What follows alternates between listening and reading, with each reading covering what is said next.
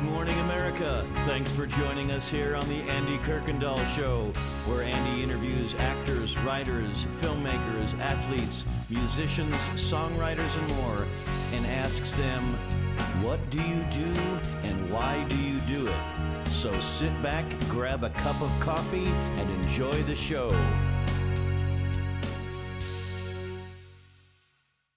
Good morning and welcome to Morning Moments. Thank you for joining us today. Today I have a writer, a director, a producer. He's the president of Zing Productions. And he also is going to tell us about a new movie coming out in the fall called Never Give Up. Rob Loos, welcome to Morning Moments.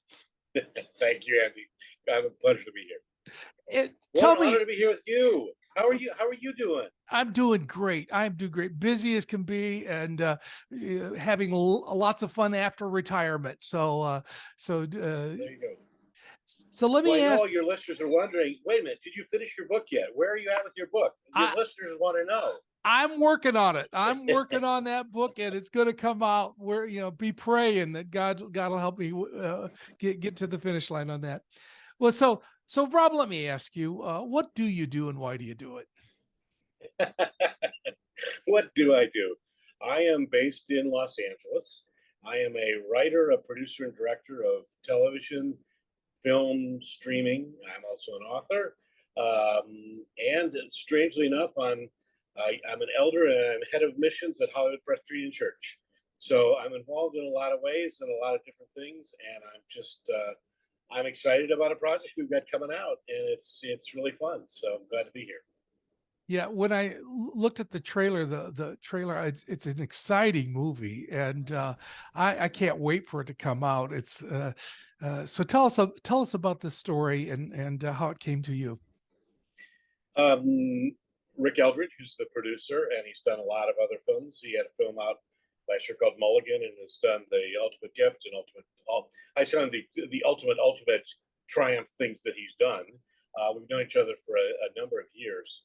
And it's really funny because I am a tennis player, and I send out a Christmas card every year where we have I design it, and we have all sorts of pictures of things the family's done.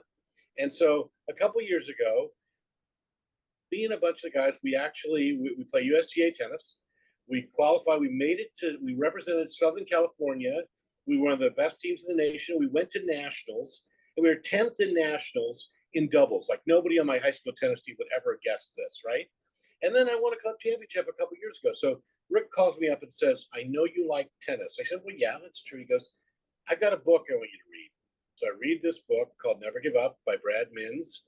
And it talks about the most incredible tennis match ever played in Olympic, collegiate, or professional history. And so it happened in 1985. And Brad was in this men's singles finals match. He's lost. He's a 20-year-old from the University of Toledo playing against the reigning world champion. He has lost the first two sets. He's down in the third set, 5 games, 40 love, which for a tennis player means triple match point against you. So this match is over, right? He has been cooked. But no, spoiler alert, he comes all the way back. Not to just win that game, not to just win the third set, but win the third set, the fourth set, and the fifth set in an over 6-hour match.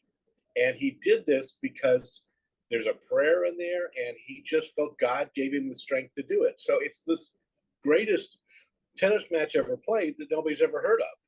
And it's because it was in the World Games for the Deaf, as in hard of hearing deaf. Brad is 85% deaf. And since 1924, there's been the World Games for the Deaf. It's part of the International Olympic Committee, the IOC. So every 4 years, they play it. Los Angeles had the Olympics in 1984.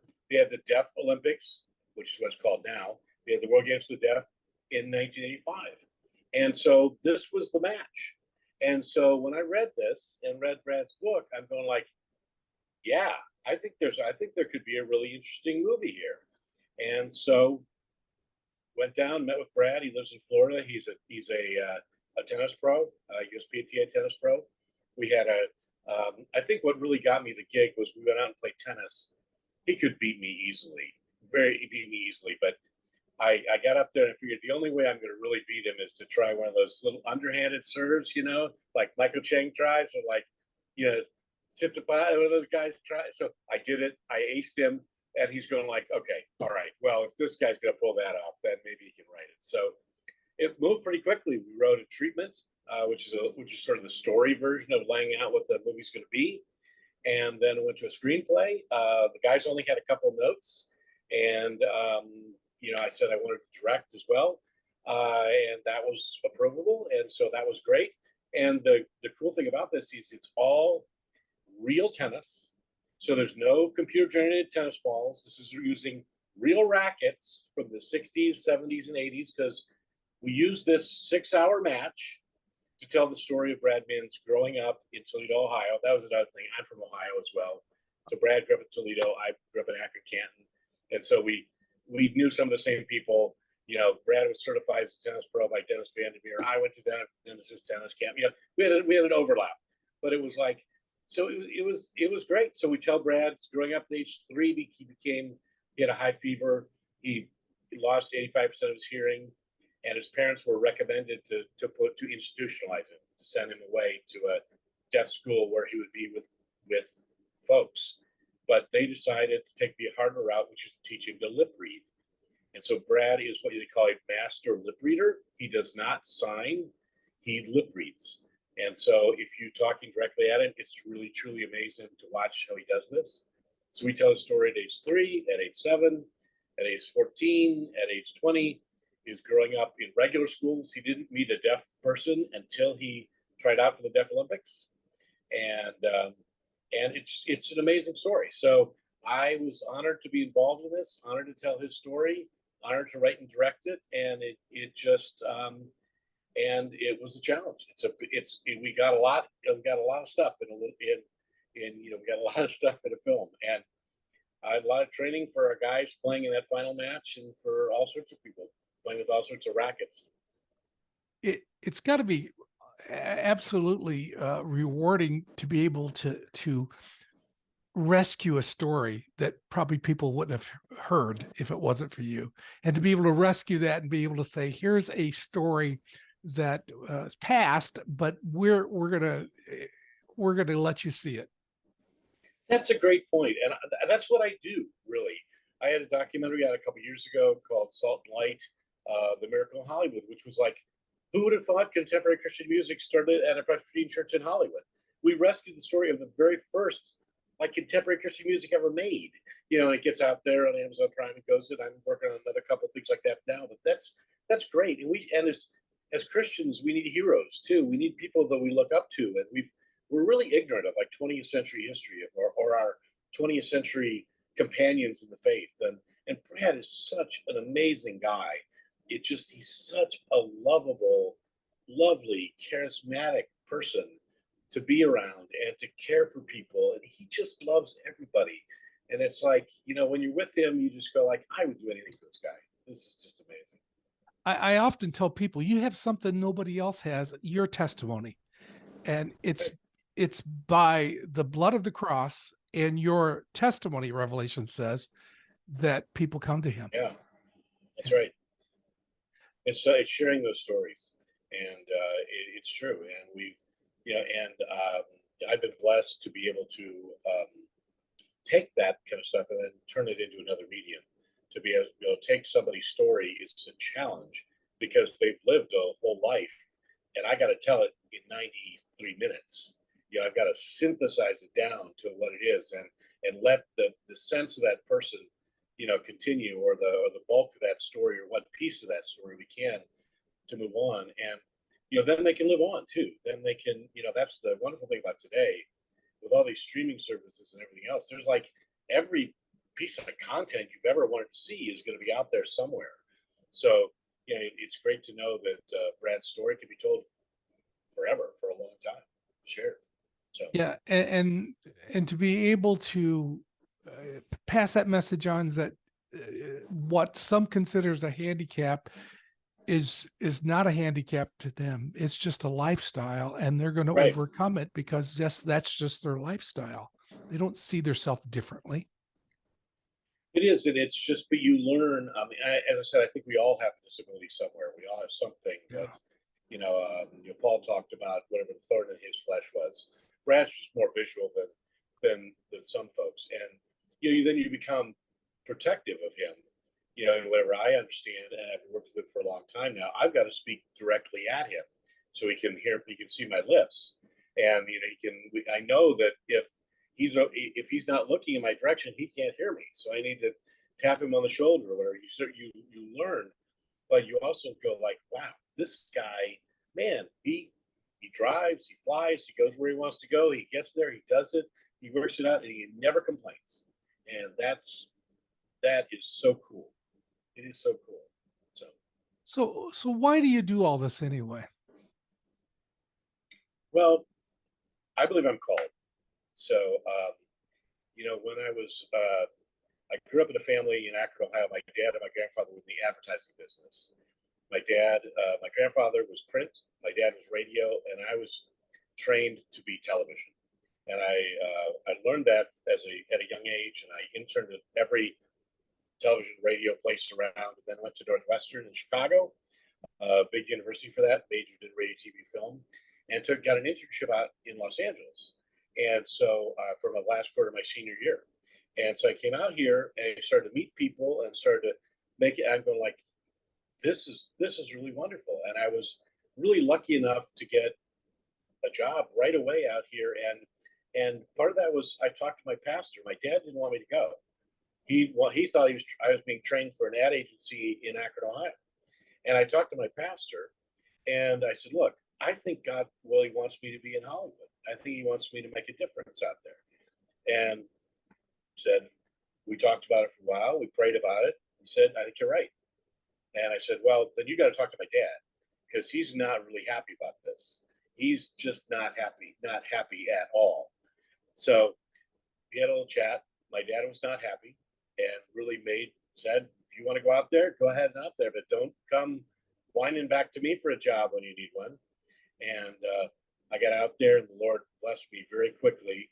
And it was funny. I developed a show called Star Search, which ended up being on the air for about 9 years. That was one of the first shows I got involved with. And so I left in June. And when I came back for Christmas in Ohio, my dad, who had don't come crawling back to me for jobs, everybody meet my son, Rob from Hollywood. Here he is. Right. Thanks, Dad. What was this don't come crawling back to me stuff? Okay, now, wait a minute. What's going on here? But I think the Lord really placed me here. And what I've always tried to do is I want to do great Christian content. So I work for the networks and the studios and whatever else, as well as doing Christian stuff. I'm one of the few people who sort of cross over in both ways. So I've worked for pretty much every studio and every network one way along the line.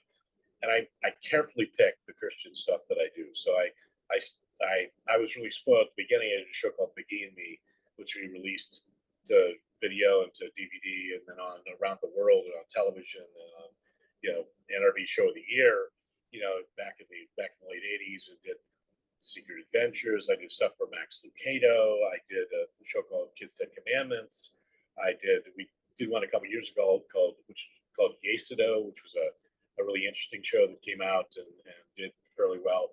But about every couple of years, I get a chance to do some really cool thing in the Christian world or some cool documentaries. The Salt and Light one that I'm working on right now about a woman by the name of Henrietta Mears, who is pretty well known in the Sunday school and in the Christian world, and I did some stuff there. But it's like, if I can do something great and do something well, that's really wonderful. But it's nice. I've done shows for the NFL. I've done movies for CBS. I've done other stuff. So it keeps me sort of, I like to stay busy, but it really helps. It really helps to feel that God is with you and giving you a call. And then I'm an elder at Hollywood Press, which is the oldest church in Hollywood, 1903. We are well known, and we've sent hundreds of people into ministry. I'm chairman of our missions department, so I help oversee our global, our urban, and our Hollywood missions. We have 2 Equity Waiver theaters here on campus. We work closely with Hollywood Prayer Network and Karen Condell and those guys to spread the word around the globe. We have global missionaries in 90 different countries. We have urban. We're one of the foremost urban missions in the country here. And yeah, it just is, it's just, God, we got to serve. We got to serve. That's what we're here to do. So. When you find your purpose and your plan, then your future and your hope just follows that, because God's got a plan, a purpose for each and every one of us. He's trying to tug on your heart right now and tell you what that is. God knows your heart. It's up to us to hear his voice. So let this interview not only inspire you to watch this great movie that's coming out in the fall, but let this interview also inspire you to seek God. What is your purpose? If you're unaware of that, take the time and seek him, and he's got great things in store for every one of us. Rob, thank you for joining us today. And I'm going to ask my audience to do what I ask of all my guests. As soon as this interview is over, I want you to stop and pray for Rob, that God would continue to bless him in a great and mighty way. You see, he's doing a lot of different things, and Rob desperately needs your prayers, folks, and you need the practice. Absolutely. So pray that God would use him in a great way. Thank you, Rob, for joining us today for Morning Moments. Andy, what a great joy. Thank you. And thank you for the prayers, folks. We certainly need them. Pray for Hollywood all the time. All right. Thank you. Keep coming back. Pass this interview on, and may God richly bless you.